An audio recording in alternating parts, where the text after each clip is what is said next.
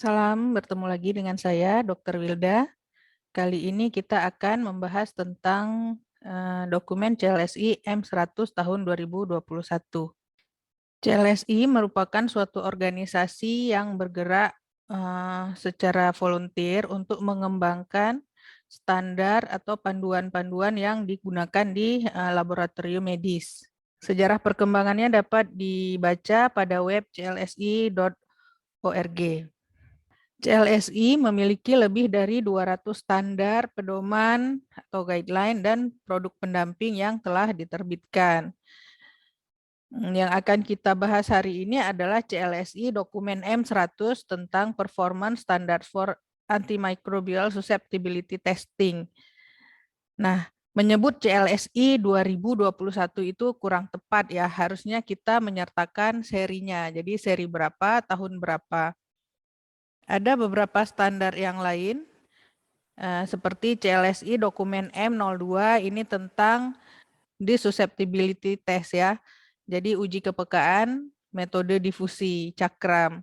Nah, kemudian ada dokumen M07, ini tentang kepekaan yang dilusi untuk bakteri yang aerob. Nah, kemudian ada dokumen M11, ini untuk uji kepekaan pada kuman-kuman anaerob. Kemudian ada lagi CLSI dokumen tentang antibiogram, tentang Mycobacterium, tentang jamur ya, dan masih banyak yang lainnya. Nah, untuk dokumen M100 ini yang tahun 2021 merupakan edisi ke-31, di mana overview of change ada 9 halaman. Ini lebih sedikit dibandingkan yang edisi tahun 2020 yang overview of change-nya ada 13 halaman. Data pada dokumen M100 ini akan valid jika prosedur yang dilakukan mengikuti metodologi yang tercantum dalam dokumen M02, M07, dan M11. Oke, kemudian pemilihan antibiotik yang paling tepat untuk diuji dan dilaporkan harus ditentukan dulu di rumah sakit, berkoordinasi di antara laboratoriumnya, laboratorium mikrobiologi klinik, klinisi, tropik infeksi, dan farmasi. Antibiotik apa saja yang tersedia di rumah sakit, kemudian antibiotik apa saja yang perlu diuji dan dilaporkan untuk penyakit infeksi. Nah, ini adalah tabel overview of change. Overview of change ini meliputi replacement ya. Jadi ada hal-hal yang digantikan. Kalau di sini ada penambahan seperti MIC dan backpoint untuk azitromisin terhadap Shigella dan Neisseria ya. Jadi apa saja yang diupdate itu dapat dilihat pada tabel overview of change ini. Selain hal itu bisa aja ada klarifikasi ya, jadi clarified gitu, updated, relocated, reorganized, reinstated. Reinstated itu kalau ada hal yang dulunya pernah dicantumkan, kemudian dihilangkan, saat ini dimasukkan kembali.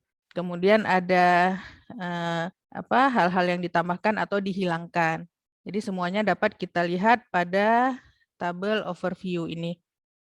CLSI ini sangat berguna untuk kita melakukan selective reporting. Jadi tidak perlu melaporkan semua antibiotik, harus disesuaikan dengan kumannya. Misalnya gram positif itu ada kelompok antibiotik yang diuji apa saja, kelompok gram negatif yang diujikan apa saja. Jadi nggak perlu overlap. Antibiotik-antibiotik yang tidak memiliki aktivitas untuk kuman gram positif tidak perlu dilaporkan pada isolat gram positif. Kira-kira demikian. Nah, jika ada spesies, misalnya sudah diketahui ya, contohnya Pseudomonas, maka kita hanya melaporkan antibiotik yang memiliki aktivitas terhadap Pseudomonas gitu, sehingga spektrumnya lebih sempit. Cefotaxime, ceftriaxone itu untuk Pseudomonas aktivitasnya sangat kecil, jadi tidak perlu dilaporkan. Demikian juga halnya ampicillin ya, tidak ada aktivitas anti Pseudomonasnya ya tidak perlu dilaporkan. Ya, contohnya seperti itu. Oke, kita lanjut lagi. Nah, di sini ada grouping. Jadi pembagian kelompok antibiotik ada grup A, grup B, grup C, grup U, grup O, dan grup investigational. Nah, kita bahas satu-satu. Apa sih grup A? Grup A merupakan agen yang memiliki aktivitas paling baik ya, sudah selayaknya dilaporkan pada setiap pemeriksaan rutin untuk kuman-kuman tertentu. Nah, di sini untuk tabel 1A merupakan grouping antibiotik terhadap kuman-kuman yang non-fastidious. Di sini termasuk keluarga Enterobacterales. Ya, Enterobacteriaceae sendiri kita tahu itu ada beberapa genus, ada spesiesnya banyak sekali, E. coli, Klebsiella ya yang sering terisolasi dan sebagainya. Nah, kemudian ada Pseudomonas. Di sini kita bisa lihat grup A untuk Pseudomonas itu ada ceftazidime, gentamicin, tobramicin, dan piperacillin tazobactam. Kemudian ada Staphylococcus, ini semua antibiotik grup A yang perlu diuji dan dilaporkan secara rutin. Kemudian untuk Enterococcus itu ada ampicillin dan penicillin. Oke, kemudian ada grup B. Grup B ini merupakan antibiotik yang pelaporannya itu sebaiknya selektif, tidak perlu semuanya ya. Kecuali kalau yang grup A-nya memang sudah resisten semua, jadi yang grup B ini perlu dilaporkan. Atau seperti alasan lain yang tertera pada dokumen CLSIM 100 ini. Di sini disebut seperti Cephalosporin generasi 3 untuk kuman-kuman enterik yang terisolasi dari liquor cerebrospinal. Misalnya itu semuanya harus dilaporkan yang cephalosporin generasi 3-nya. Atau untuk infeksi saluran kemih itu harus dilaporkan ya. Trimetoprim sulfamethoxazole. Nah, itu contoh. Baik, kita lanjut lagi. Kemudian ada kelompok grup C. Ya, grup C ini merupakan antibiotik alternatif yang perlu dilaporkan dengan alasan-alasan sebagai berikut. Misalnya, rumah sakit memiliki epidemik atau endemik strain organisme resisten terhadap golongan antibiotik primernya, sehingga perlu dilaporkan yang grup C. Kemudian untuk pasien-pasien yang alergi terhadap antibiotik primernya ya, atau untuk treatment of unusual organisms. Ini contohnya chloramphenicol ya. Chloramphenicol itu grup C, tapi dia perlu dilaporkan untuk salmonella yang terisolasi dari extraintestinal. Oke, kemudian ada epidemiological aid. Misalnya ada surveillance dari Komite Pencegahan dan Pengendalian Infeksi atau KPPI-RS. Nah, ini perlu diuji dan dilaporkan. Ada grup U itu adalah singkatan dari urin ya. Harus diuji dan dilaporkan jika isolat dari spesimen urin. Contohnya di sini ada nitrofurantoin dan certain quinolones tertentu, misalnya ciprofloxacin atau levofloxacin untuk isolat Enterococcus. Nah, itu harus dilaporkan jika terisolasi dari urin. Oke, kemudian ada grup O. Grup O ini adalah other. Nah, ini merupakan lini terakhir ya kira-kira ya, agen-agen antibiotik yang memiliki indikasi klinis untuk isolat tertentu, tetapi bukan merupakan kandidat utama untuk pengujian dan pelaporan secara rutin. Kalau misalnya yang lainnya sudah resisten, maka ya udah yang O ini dilaporkan juga. Oke, kemudian ada yang investigational. Investigational ini belum di-approve, tapi ada sediaannya yang bisa dipakai. Contohnya di sini teicoplanin ya untuk Staphylococcus. Nah, itu masih investigational. Nah, di sini dibuat have not yet been approved for use in US. Karena CLSI ini bertempat di Amerika dan kita mengadopsi untuk dipakai, diterapkan pada praktek uji kepekaan di Indonesia.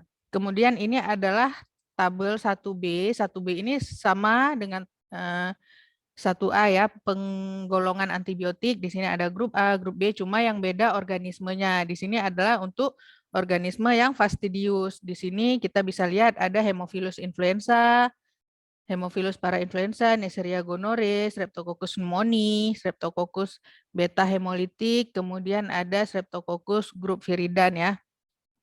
Nah, kelompok ini fastidius karena untuk menumbuhkannya ini lebih sulit.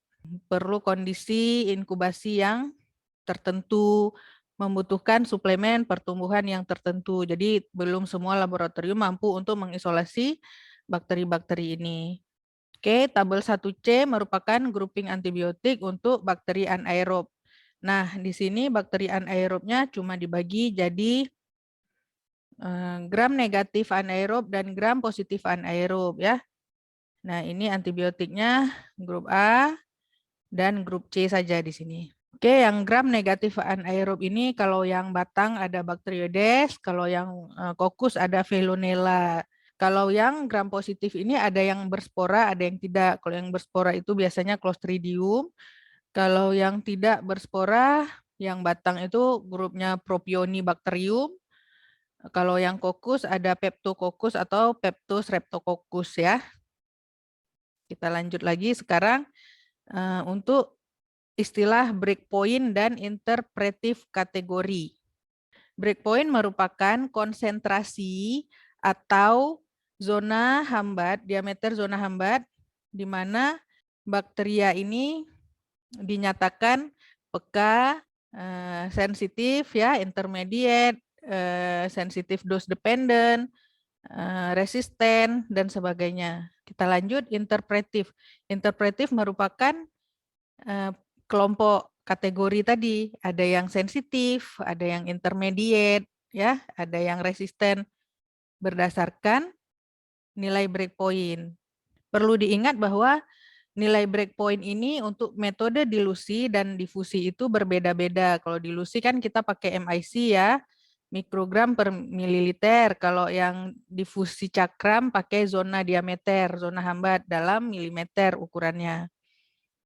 Tiap-tiap spesies bakteri juga mempunyai nilai breakpoint yang berbeda, jadi tidak sama untuk setiap spesies. Seperti tadi Enterobacteriaceae dengan Pseudomonas itu breakpointnya berbeda. Ya, sebagai contoh di sini ada isolat A yang dinyatakan susceptible kalau konsentrasi MIC-nya di bawah 4 mikrogram per mililiter. Kemudian ada SDD ini, susceptible dose dependent, kalau ringnya berada di antara 8 sampai 16. Kemudian zona hambatnya 15 sampai 19 ya. Ya, ini tabel contoh ada juga ini di CLSI dicantumkan di bagian depan. Yang tabel kedua ini adalah contoh breakpoint dan interpretif kategori yang dipakai. Di sini ada antibiotik X dengan konten pada dis itu 30 mikrogram. Untuk difusi zona hambatnya di atas 20 mm itu dinyatakan sensitif. Kalau dia di bawah sama dengan 14 dinyatakan resisten. Jika berada di antaranya dia adalah intermediate. Demikian juga yang MIC ya, kurang dari 4 sensitif, di atas 32 resisten, intermediate-nya 8 sampai 16. Nah, breakpoint merupakan MIC atau zona diameter yang dipakai untuk mengkategorikan suatu organisme sebagai sensitif, sensitif dose dependent, intermediate, resistant atau non susceptible. Ya, jadi S, SDD, I dan R ini merupakan interpretif kategorinya. S, susceptible artinya peka atau sering kita sebut dengan sensitif ya. Clinical efikasinya sangat mungkin terjadi. Artinya dengan dosis standar, organisme yang menginfeksi tubuh pasien tersebut akan terhambat pertumbuhannya. Nah, yang kedua ada susceptible dose dependent atau SDD. SDD ini ada appendix E di bagian akhir CLSI, dapat kita lihat di situ ada dosisnya, pengaturan dosisnya untuk antibiotik-antibiotik yang ada interpretif kategori SDD ini.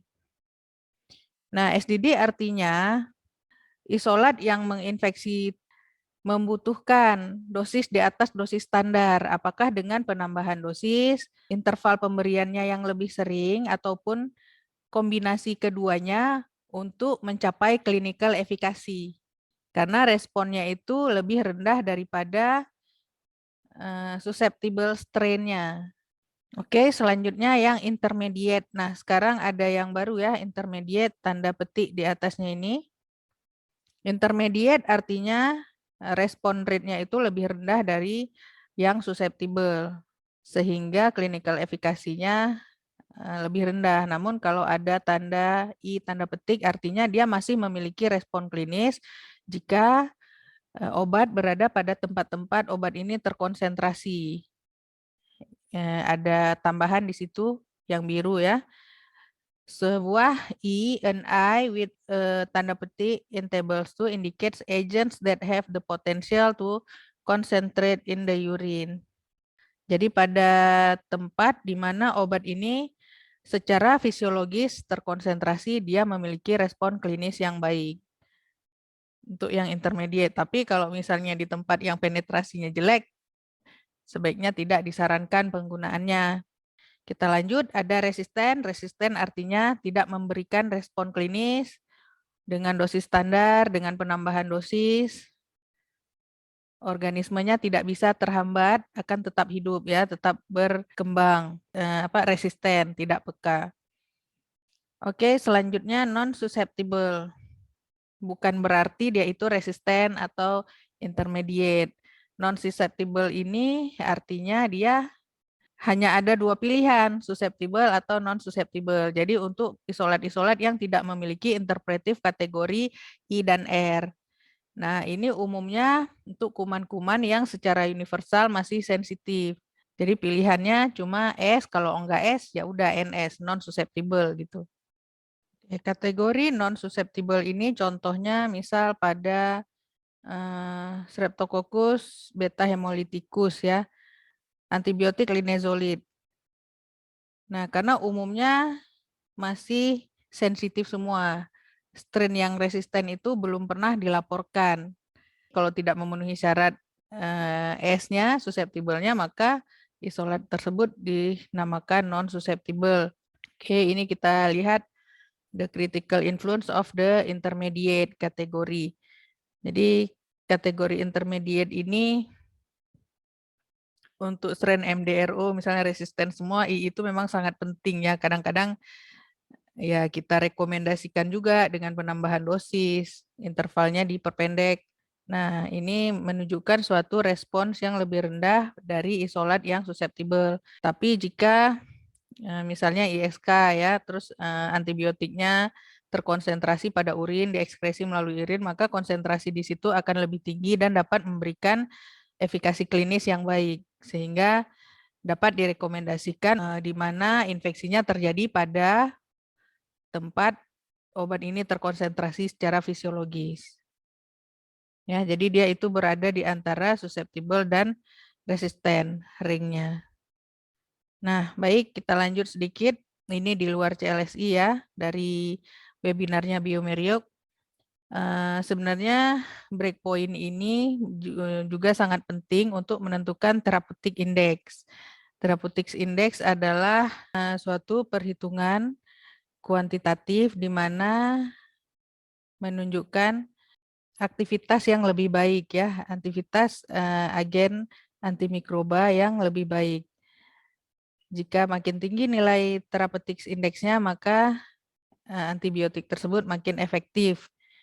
Di samping tadi harus dipertimbangkan penetrasi obat tersebut pada jaringan ya, pada lokasi infeksi. Nah, cara menghitungnya adalah dengan breakpoint S yang paling rendah tadi, yang peka ya, yang sensitif, per MIC yang didapatkan pada pemeriksaan. Nah, di sini ada contoh kasus, ini juga dari webinarnya Biomeriaux. Nah, di sini ada kasus pneumonia ya, sputum sampelnya dengan uji kepekaan sebagai berikut, semuanya S, sensitif semuanya ya. Tapi mana yang paling baik di antara S ini kita dapat menghitung breakpoint yang paling rendah dari masing-masing antibiotik tersebut adalah seperti ini. Ini kita bisa cek di CLSI. Nah, kemudian hasil pemeriksaan kita, MIC yang kita peroleh dari uji yang dilakukan di laboratorium. Nah, dibagikan nilai breakpoint ini per MIC, maka didapatkan therapeutics index. Wah, ternyata di sini Cipro yang paling lebar, yang paling besar therapeutics index-nya. Maka pilihan antibiotik itu jatuh pada ciprofloxacin. Nah, di sini kasusnya itu terapi sukses dengan ciprofloxacin tersebut. Nah, ini kegunaan lain dari nilai breakpoint dan MIC. Dapat menghitung therapeutics index. Ini tidak ada di CLSI, tapi saya kira penting untuk disampaikan. Oke, kemudian kita lanjut lagi. Di sini ada instruksi penggunaan tabel. Tadi saya sudah jelaskan tabel 1A, 1B, dan 1C. Kemudian ada tabel 2A dan 2I. Ini yang sangat penting ya. Ini instruksi penggunaan antibiotik, grouping antibiotik, pengujian sesuai dengan organismenya. Nah, di sini tabel 2A, zona hambat dan MIC breakpoint untuk Enterobacterales. Kemudian ada diameter dan breakpoint MIC untuk Pseudomonas, Aeruginosa, Acinetobacter, dan seterusnya. Sampai tabel 2J untuk kuman-kuman anaerob. Nah, ini sebagai contoh saya masukkan tabel untuk Pseudomonas aeruginosa. Nah, di sini dicantumkan kondisi pengujian media yang digunakan adalah untuk this diffusion MHA, molar Hinton agar, untuk broad dilution CA-MHB, cation adjusted molar Hinton broth, ya, iron depleted CA-MHB, untuk agar dilusi ada MHA sama. Inokulum adalah kultur pada media cair atau suspensi koloni yang ekivalen dengan setengah McFarland standar atau setara dengan 1,5 kali 10 pangkat 8 sel viabel per mililiter suspensi ya. Inkubasinya pada suhu 35 plus minus 2 derajat Celcius. Jadi tidak boleh pada suhu 37 ya. Ada isolat tertentu yang tidak akan memberikan hasil yang optimal pada 37. Jadi inkubator itu di setel pada suhu 35 derajat. Ambient air artinya dia tidak perlu suasana yang dikurangi oksigennya, ditambahkan CO2-nya. Kalau aerob itu perlu ya dikurangi oksigen, harus dibuang oksigen karena oksigen itu toksik untuk kuman-kuman anaerob. Jadi ini adalah petunjuk untuk kondisi pengujiannya. Nah, ini rekomendasi quality control. Kita perlu bakteri kontrol. Di sini ada ATCC 27853 untuk Pseudomonas ya. Nah, ini referensinya ada pada tabel 4A2 dan 5A2 dan seterusnya. Dan ada catatan yang perlu dibaca juga apa saja sih yang penting untuk Pseudomonas ini. Nah, kemudian ini adalah tabelnya. Nah, di sini kita bisa lihat ya, kumannya Pseudomonas, interpretif kategorinya di sini ada SIR, di sini zona hambat, berarti ini yang untuk this diffusion, di sini MIC, berarti ini untuk uji dilusi. Ya, di sini ada catatan-catatan juga yang penting untuk kita baca. Saya tidak baca lagi, saya tunjukkan yang global saja. Nah, di sini ada grouping antibiotik tadi. Di sini ada piperacillin. Kalau piperacillin tok dia grupnya other, nggak terlalu penting untuk dilaporkan. Tapi kalau piperacillin tazobactam itu masuk ke grup A yang harus masuk ke pengujian dan pelaporan rutin. Ya, kalau yang B ini yang dilaporkan secara selektif. Di sini ada ceftazidime avibactam, ceftolozan tazobactam, imipenem, relebactam, ini baru ya, sebelumnya ini belum ada, dan sebagainya. Di sini ada yang A juga, ini ada ceftazidime, cevidrocol, ini masih investigational. Ya, ada 2 halaman, tabelnya ada sambungannya lagi. Di sini yang carbapenem, ada dori, imipenem, meropenem, ertapenem tidak perlu dilaporkan ya untuk Pseudomonas. Dan di sini ada colistin atau polymyxin ini ya, kalau tidak ada pilihan yang lain baru dilaporkan. Nah, kemudian ini lanjutannya ada gentamisin dan tobramycin, ini yang A, yang aktivitasnya paling baik yang perlu dilaporkan untuk pemeriksaan rutin. Ada yang lain-lainnya juga di sini, Cipro, Levo, dan seterusnya. Nah, kemudian ada footnote, catatan-catatan di bawah ini. Ini merupakan referensi yang dipakai untuk update, untuk pembuatan tabel di atas. Jadi semuanya ini sudah evidence base ya. Nah, ini update tadi ya, ada penambahan imipenem, relebactam dan sebagainya. Nah, ini penambahan ini ada di overview of change tadi pada bagian awal. Nah, ini juga untuk kuman Shigella tadi ada penambahan MIC breakpoint untuk azitromisin. Nah, ini imipenem, relebactam. Nah, ini ada general comment yang terkait dengan Staphylococcus aureus complex. Staphylococcus aureus complex terdiri atas bakteri Staphylococcus yang koagulase positif. Di sini ada 3, Staphylococcus aureus, Staphylococcus argenteus, dan Staphylococcus quitzeri. Jika teridentifikasi Staphylococcus argenteus dari MALDI-TOF, MS, atau sequencing, maka direkomendasikan peloporannya sebagai Staphylococcus aureus complex. Ya, sementara yang quitzeri ini belum ada laporan infeksi pada manusia, jadi tidak dilaporkan. Ya, kalau teridentifikasi juga berarti tetap dilaporkan sebagai Staphylococcus aureus complex.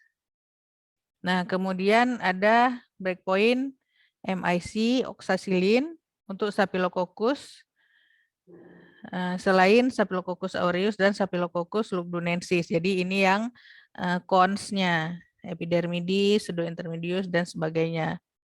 Nah, ini kelanjutannya ya. Nah, pada isolat-isolat yang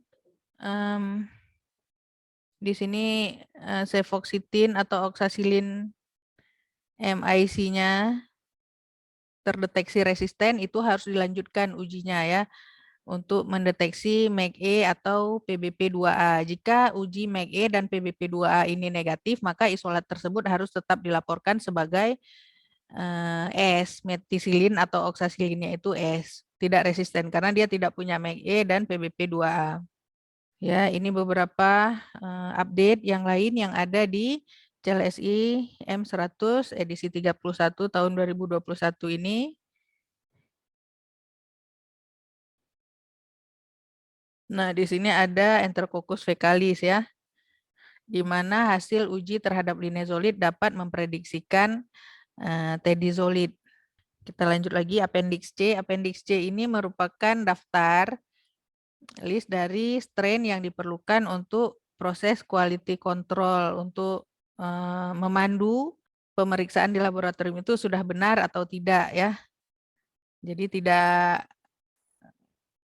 tidak blind itu pengerjaannya itu harus sesuai protokol. Nah, di sini ada E. coli 25922. Ini merupakan strain yang susceptible to all drugs. Strain ini nantinya dapat dipakai untuk uji karbapenemase seperti pada modified Hodge test ya. Nah, kemudian untuk kontrol positif yang ESBL-nya ada E. coli 35218. Ini beta laktamase positif. Ada Staphylococcus aureus 25923 dan seterusnya. Oke, ATCC ini merupakan daftar penomoran yang sudah baku, yang sudah standar dari Amerika ya. Jadi ini American Type Culture Collection. Jadi kalau kita mau penelitian, kita mau menggunakan isolat tertentu, misalnya saya mau pakai MRSA. Nah, itu akan berbeda nanti ya kalau kita pakai MRSA yang tidak jelas dengan MRSA ATCC ini. Kalau ATCC itu kan dia sudah standar, sudah diakui secara internasional. Nah, kemudian ada peringatan-peringatan atau warning, di mana pada pengujian mungkin saja beberapa antibiotik itu akan terdeteksi aktif secara in vitro, artinya dia sensitif ya. Secara klinis dia tidak efektif dan tidak boleh antibiotik-antibiotik yang warning ini dilaporkan sebagai S. Dia harus dilaporkan sebagai resisten atau tidak dilaporkan sama sekali. Nah, di sini kita bisa lihat pada tabel warning ini ya. Di sini ada Salmonella spesies dan Shigella spesies, Cephalosporin generasi 1 dan generasi 2, Cefamisin, dan aminoglikosid. Itu tidak boleh dilaporkan karena secara in vitro dia bisa efektif tapi secara klinis tidak akan berespon and must not be reported as susceptible. Ini harus hati-hati ya, jangan nanti pemeriksaan sensitif, laporin. Tidak boleh. Kemudian untuk Enterococcus di sini aminoglikosid, kecuali untuk screening ya. Ada namanya HLAR, high level anti aminoglycosid resistance. Kemudian Cephalosporin, clindamycin, dan trimethoprim sulfamethoxazole tidak boleh dilaporkan pada Enterococcus ini sebagai sensitif karena tidak ada respon klinis.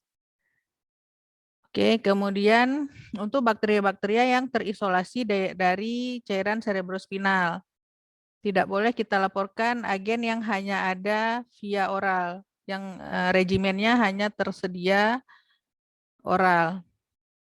Kemudian Cephalosporin generasi 1 dan generasi 2, Cefamisin, Doripenem, Ertapenem, Imipenem, dan Levamulin, Clindamycin, Macrolide, Tetrasiklin, dan Fluoroquinolone. Tidak dilaporkan untuk bakteria yang terisolasi dari cairan otak. Ya, kita lanjut lagi. Setelah warning itu ada supplemental test. Tes yang diperlukan untuk pendampingan uji AST tadi. Nah, di sini ada inducible clindamycin resistance, ICR ya. Untuk organisme apa saja, di sini ada Staphylococcus, Streptococcus pneumoniae, Streptococcus beta hemolyticus. Caranya bisa dengan broad microdilution.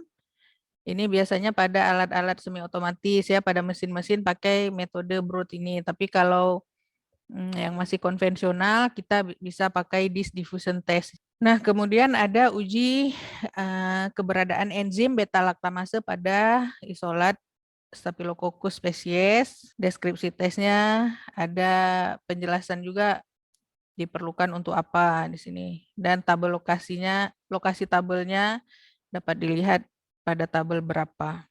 ICR, jadi di sini menggunakan dis erythromycin dan clindamycin yang diletakkan 15 sampai 26 mm jauhnya. Kalau pada Staphylococcus itu biasanya dari pusat ke pusat disnya itu 25 mm ya, jadi 2,5 cm. Kalau kita melakukan uji kepekaan antibiotik secara disk diffusion atau Kirby-Bauer, maka tes ini bisa sekalian dideteksi. Jadi meletakkan erythromycin dan clindamycinnya itu harus berdekatan. Nah, jika positif akan terbentuk D-shape. Jadi seperti huruf D ya. Nah, di sini clindamycinnya akan terhambat, tapi yang di sebelah erythromycin dia akan lebih pertumbuhan lebih dekat ya dengan pusat clindamycinnya seperti huruf D. Nah, yang di bawah ini tidak ada D-shape-nya, clindamycinnya terhambat sempurna bentuk lingkaran, tidak seperti huruf D seperti yang di atas ini. Nah, kalau yang seperti lingkaran ini berarti tidak ada inducible clindamycin resisten. Jadi clindamycinnya dilaporkan sebagai sensitif. Sementara yang di atasnya erythromycin dapat menginduksi resistensi clindamycin sehingga clindamycinnya dilaporkan sebagai resisten. Nah, pada Streptococcus juga demikian ya. Cuma di sini Muller-Hinton-nya dipakaikan darah lagi karena Streptococcus merupakan kuman fastidius yang pertumbuhannya memerlukan suplemen darah. Untuk difusi cakram standar itu kita pakai Muller-Hinton ya. Tidak dilakukan di agar, di blood agar itu salah kalau melakukan disk diffusion. Oke, kemudian untuk menilai beta laktamase pada Staphylococcus, di sini kita bisa menilai tepi zona hambat. Kalau dia tegas, di sini cliff ya, seperti tebing gitu. Cliff seperti sangat jelas ini artinya dia memiliki enzim beta laktamase. Tapi kalau tepi zona hambatnya ini agak buram, beach gini ya, di sini tidak ada beta laktamase yang dihasilkan oleh isolat bakteri yang diuji. Nah, kemudian beta laktamase ini juga bisa diuji dengan nitrosefin test. Nitrosefin itu ada disnya, dis nitrosefin, ya, kemudian dicampurkan dengan suspensi bakteri yang diuji. Kalau dia menghasilkan warna merah seperti ini, maka dia positif beta laktamasenya. Kalau tidak berubah warna, dia negatif. Nah, ini suplemental test yang lain, ada uji ESBL. Di sini untuk organisme E. coli, Klebsiella pneumoniae, Klebsiella oxytoca, Proteus mirabilis. Kemudian karba-NP untuk mendeteksi adanya karbapenemase pada Enterobacteriaceae dan Pseudomonas. Kemudian ada MCIM. MCIM ini adalah Modified Carbapenemase Inhibitor Method ya, dengan atau tanpa EDTA. Yang E ini adalah EDTA. Ini untuk organisme apa saja dan bagaimana ujinya, ini bisa dilihat semuanya ada di CLSI. Nah, ini contoh aja untuk pengujian ESBL. Secara fenotipik ESBL untuk yang tadi ya, E. coli, Klebsiella, dan sebagainya, dapat diuji dengan 4 dis ini. Jadi ada cefotaxim, di sini cefotaxim yang dikombinasikan dengan beta laktamase inhibitor. Di sini cefotaxim clavulanic acid. Di sini ceftazidime, di sini ada ceftazidime clavulanic acid. Nah, jika terdapat perbedaan ukuran zona hambat di atas sama dengan 5 mm, berarti isolat tersebut memiliki enzim beta laktamase, menghasilkan beta laktamase ya. Nah, seperti pada isolat ini berarti setelah diuji ternyata ada perbedaan lebih dari 5 mili zona hambatnya, kemungkinan besar adalah E. coli ESBL. Nah, ini adalah dengan menggunakan amoksisilin clavulanat yang diletakkan pada bagian tengah. Di sini di sekitarnya diujikan cefalosporin ya. Di sini ada ceftriaxone, cefotetan, cefotaxim, dan ceftazidime. Nah, di sini ada enhance pertumbuhan ya, mengarah pada disklavulanat, amoksisilin clavulanat. Kalau terjadi seperti ini, nah ini adalah isolat yang memproduksi enzim beta laktamase, ESBL. Ya, penjelasan, ini penjelasan ya untuk uji ESBL dari metode ujinya, media yang digunakan, konsentrasi antibiotik, hasil dan pelaporan. Oke, kemudian ini yang karba-NP. Karba-NP ini untuk menilai suatu isolat itu menghasilkan karbapenemase atau enggak. Karbapenemase adalah enzim yang dihasilkan bakteri untuk merusak antibiotik golongan karbapenam. Contohnya meropenem ya. Nah, ini menggunakan reagen karba-NP. Di sini ada hasil. Yang pertama ini adalah QC tube yang tabel tube solution A, tube solution B. Ya, kalau yang dua-duanya ini tidak berubah warna, tetap merah, berarti dia negatif, tidak menghasilkan karbapenemase. Kalau yang bakteri ujinya membuat reagen berubah warna menjadi warna kuning, berarti dia menghasilkan enzim karbapenemase. Nah, ini yang populer, yang sering digunakan juga adalah carbapenemase inactivation method, MCIM atau yang ECIM tadi. Di sini ada modified Hodge test. Jadi caranya digoreskan secara merata ke seluruh plate itu E. coli yang sensitif, yang strain sensitif. Tadi kan ada yang QC yang susceptible to all drug itu. Kemudian bagian tengah dari plate diletakkan meropenem. Kemudian digoreskan positif kontrol. Ini yang menghasilkan karbapenemase, kemudian negatif, tidak menghasilkan. Kemudian kita bisa mengujikan beberapa isolat di bagian yang lain. Nah, jika ada terbentuk panah ya seperti ini ya, jadi E. coli-nya masih bisa tumbuh, artinya yang kita gores memanjang ini tadi kan bakteri ujinya itu menghasilkan karbapenemase, sehingga dia masih bisa tumbuh ke arah meropenem.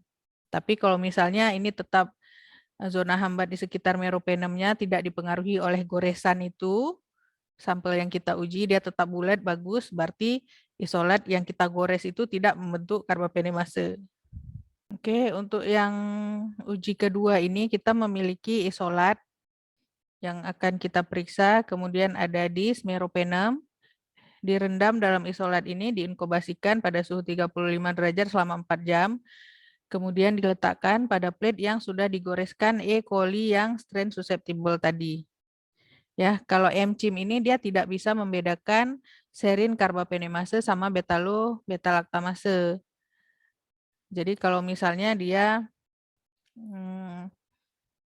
tumbuh begini, terhambat pertumbuhannya, berarti ya kita sebut ya karbapenemase positif aja gitu. Nah, tapi kalau dengan EDTA, ECIM ini kita dapat membedakan yang dia itu serin atau metalo-betalaktamase.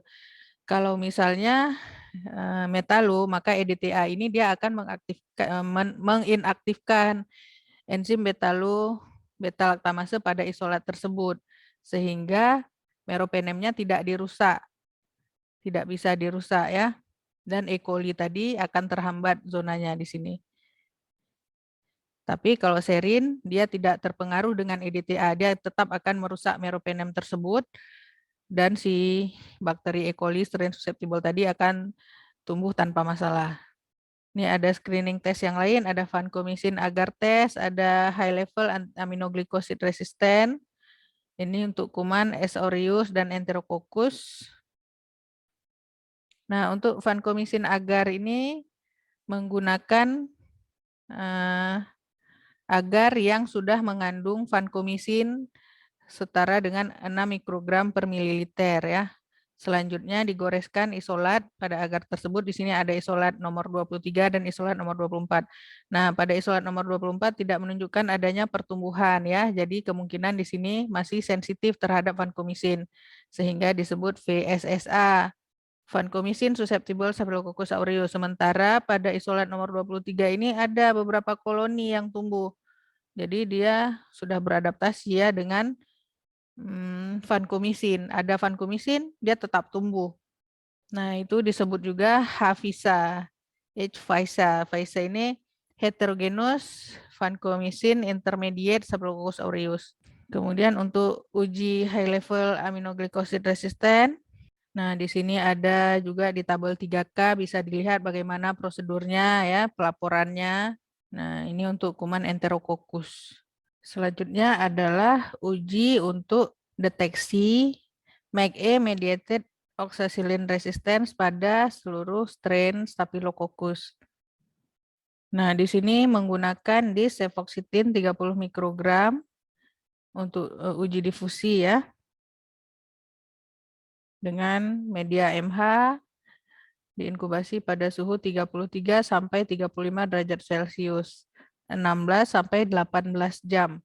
Nah, di sini ada catatan yang perlu diingat bahwa temperatur inkubasi di atas 35 derajat Celcius tidak akan mendeteksi MRSA.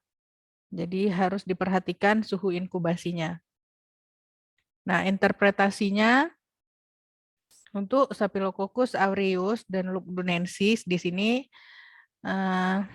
jika zona hambat dari cefoxitin kurang dari 21 mm, maka ini interpretasinya adalah MAGE positif.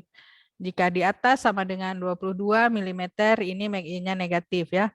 Sementara untuk spesies koagulase negatif Staphylococcus yang lain, nah di sini lebih tinggi. Kalau kurang sama dengan 24 mm, maka ini MAGE positif. Kalau di atas sama dengan 25 mm, berarti dia tidak memiliki gen MAGE-nya ya. Berarti dia tidak metisilin resisten. Untuk CLSI edisi 31, dokumen M100 tahun 2021 kali ini ada sedikit update untuk istilah Staphylococcus aureus kompleks ya. Di sini ada 3 spesies untuk Staphylococcus aureus kompleks ini. Ada S. aureus, S. argenteus, dan S. squitzeri. Jika teridentifikasi dari alat ataupun sequencing, maka S. argenteus ini dilaporkan sebagai Staphylococcus aureus kompleks. Demikian juga untuk S. squitzeri dilaporkan sebagai Staphylococcus aureus kompleks. Ya.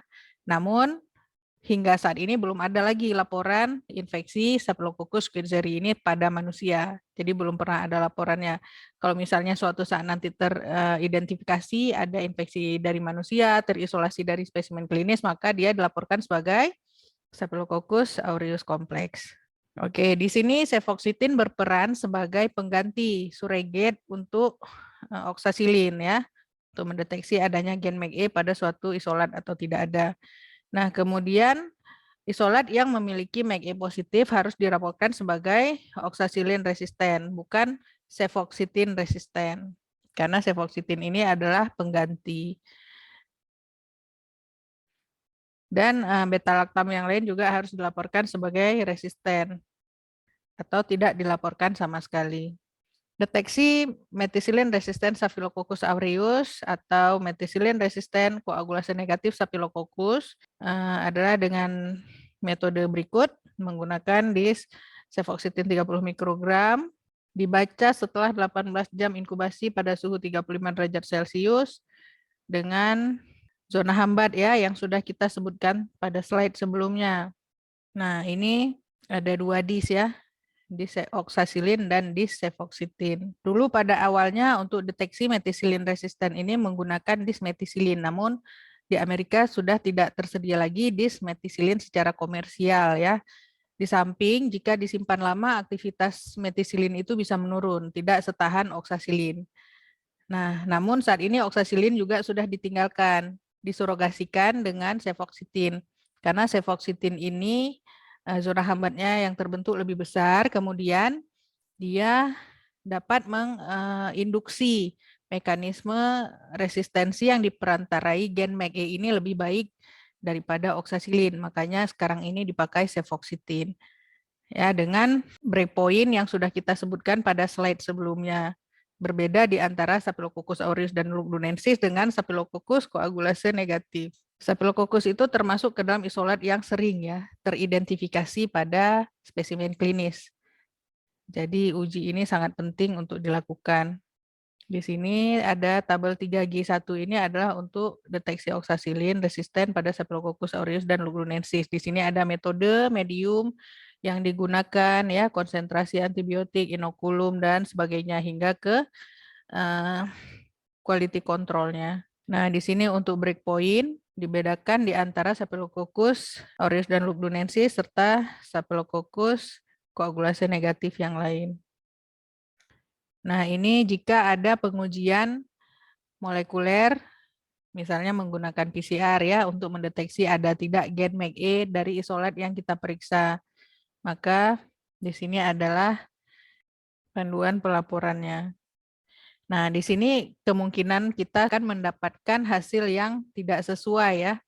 Nah, ini ada beberapa catatan. Yang pertama, mendeteksi resistensi bukan berarti akan berkaitan dengan kegagalan terapi karena bisa saja secara molekuler gen itu terdeteksi tapi dia tidak fungsional atau tidak diekspresikan sehingga secara klinis ya nggak masalah.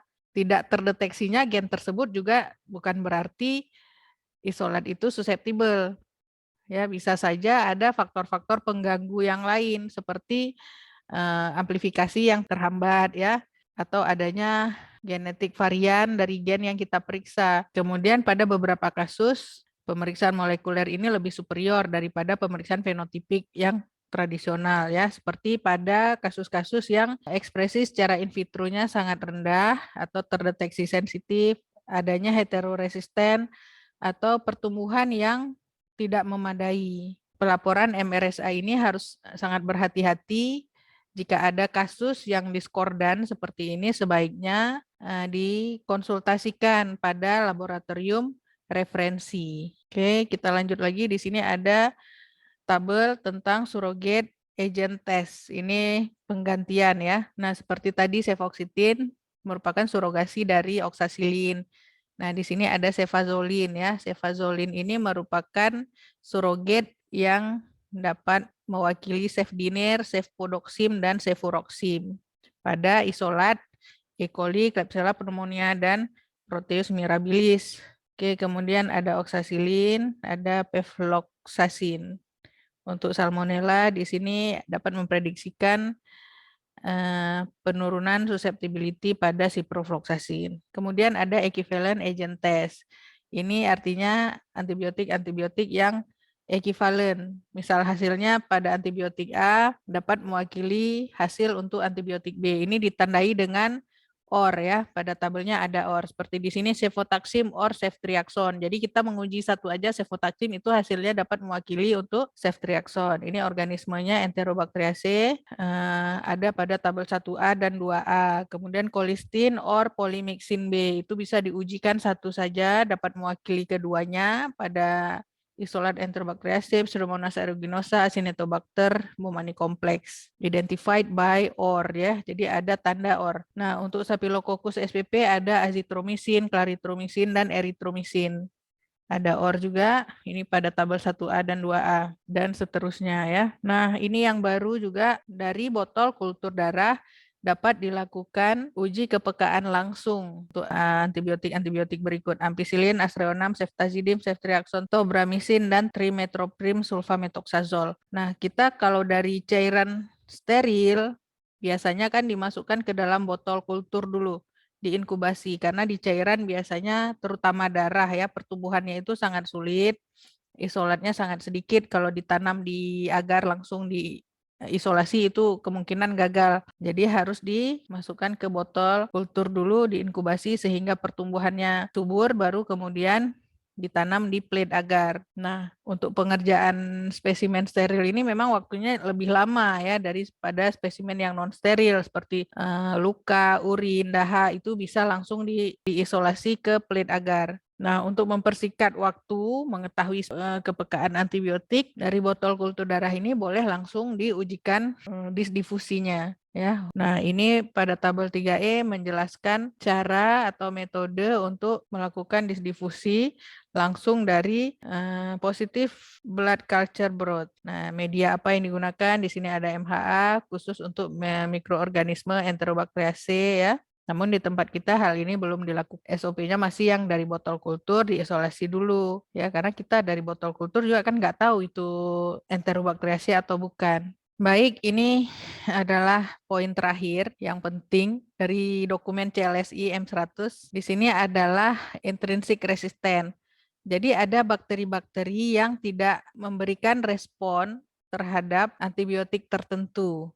Karena secara primer dia memang sudah memiliki sifat resisten tersebut ya, bukan karena misuse, underuse antibiotik, tapi karena memang sifat bakteri ini resisten intrinsik. Contohnya di sini Enterococcus terhadap cephalosporin, oxacillin, clindamycin, aminoglycosid, dan trimethoprim sulfamethoxazole. Di sini Pseudomonas ya terhadap generasi 1 cephalosporin, ampicillin, dan tetrasiklin.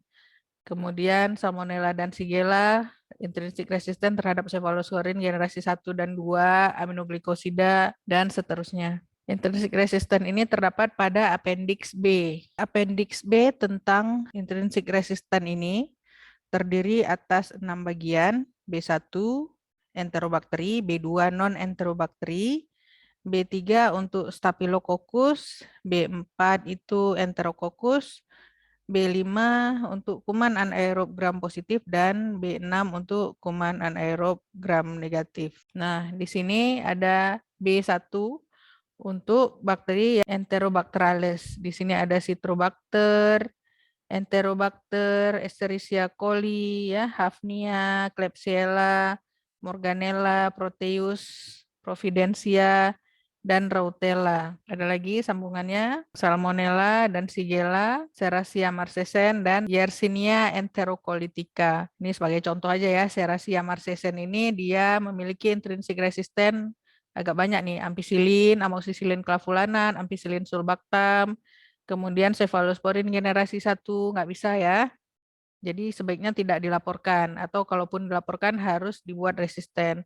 Nitrofurantoin dan polymyxin atau colistin. Nah, di sini untuk bakteri yang non-enterobacteriaceae atau non-enterobacterales, di sini ada Xenotropomonas maltophilia, ini MDRO yang sangat terkenal karena dia memiliki sangat banyak intrinsik resisten, sehingga antibiotik yang tersedia untuk terapi bakteri ini sangat sedikit. Dia intrinsik resisten terhadap ampicillin, amoxicillin, piperacillin, ini semua yang R ini nggak bisa ya, ceftriaxone, cefotaxime nggak bisa, aztreonam, imipenem nggak bisa, meropenem nggak bisa, ertapenem juga nggak bisa, aminoglikosida ini gentamisin, amikasin nggak bisa ya, kemudian trimethoprim intrinsic resistant juga, tapi dia memiliki respon yang baik terhadap trimethoprim sulfamethoxazole. Masalahnya di negara kita sediaannya cuma ada oral, tidak ada injeksi ya. Kalau infeksi sistemik, apalagi di CNS, wah susah juga ya. Terus fosfomisin dia juga intrinsic resisten. Demikian bedah CLSI-nya yang dokumen M100 tahun 2021. Baik, selanjutnya ada beberapa faktor penting yang perlu diingat untuk melakukan antimicrobial susceptibility testing. Yang pertama, kita harus mengujikan obat yang tepat untuk organisme tertentu. Misalnya kita harus mengujikan antibiotik untuk gram positif, ya udah antibiotik untuk kuman gram positif. Kemudian antibiotik harus disimpan atau BHP yang lain kaset atau kartu jika menggunakan alat-alat semi otomatis harus disimpan pada suhu dan kelembapan yang baik. Kemudian untuk pengujiannya jarak untuk difusi itu harus dibuat sedemikian rupa ya sehingga sesuai dengan panduan CLSI tadi. Media yang digunakan itu media yang sesuai, jangan melakukan uji kepekaan pada media darah, itu salah. Untuk uji kepekaan secara difusi, media yang dipakai adalah Muller-Hinton. Kalau kumannya Fastidius, tambahkan suplemen darah ke media Muller-Hinton tersebut. Untuk dilusi menggunakan CAMHB. Oke, kemudian menggunakan interpretive table yang benar. Kemudian menggunakan quality control organisme yang sesuai ya. Kemudian quality control dilakukan secara akurat dan dicatat. Pencatatan juga sangat penting ya. Baik, demikian pertemuan kita kali ini. Semoga dapat memberi manfaat atau masukan yang dapat digunakan di kemudian hari. Saya pamit, salam, sampai ketemu lagi.